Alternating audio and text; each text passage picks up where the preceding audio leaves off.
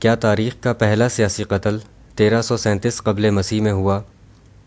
Column نگار Syed Sardar Ahmad Pirzada, the first blind journalist of Pakistan, APNS best Urdu column award holder, روزنامہ نئی بات، مورخہ 31 جولائی 2019۔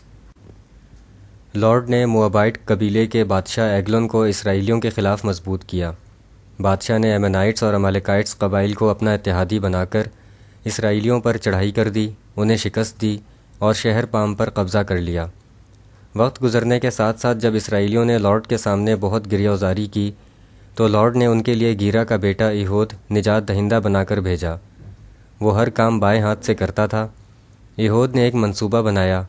اس نے لوہار سے 18 انچ کا 2 دھاری خنجر بنوایا اور اسے اپنی دائیں ٹانگ کے کپڑوں میں چھپا لیا۔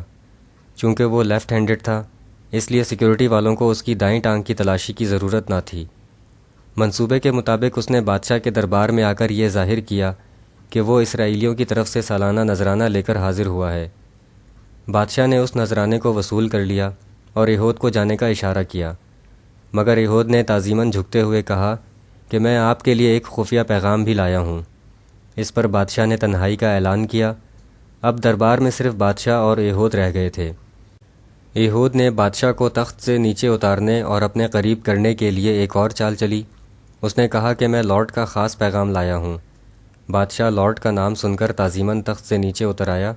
عین اس وقت ایہود ادب سے جھکا اور پھرتی سے دائیں ٹانگ کے کپڑوں میں چھپایا ہوا خنجر نکال کر پوری قوت سے بادشاہ کے پیٹ کے نچلے حصے میں گھونپ دیا۔ بادشاہ بہت موٹا تھا اور اس کے جسم پر بے تحاشا چربی تھی۔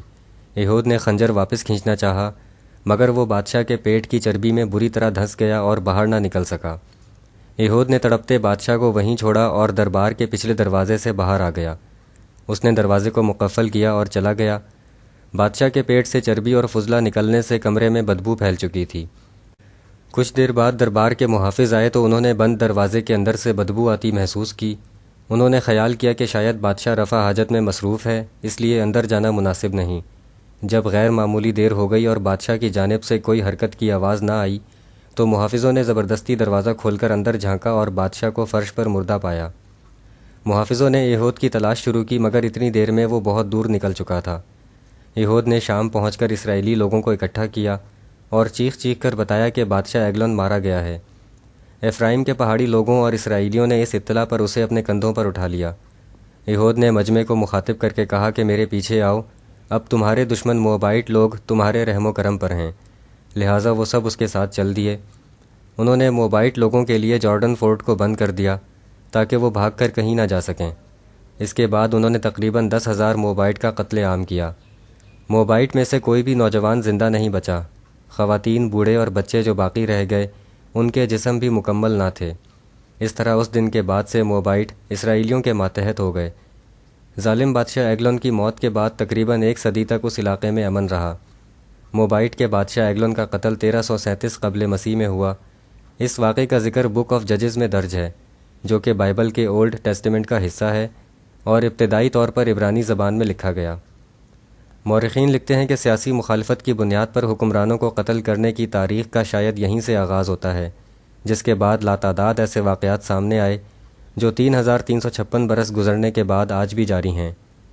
سیاسی مخالفین کو قتل کرنے کے جس رجحان کا آغاز مشرق وسطیٰ میں ہزاروں سال پہلے ہوا تھا، نہ جانے وہ کب تک جاری رہے گا۔ شکریہ۔ The end.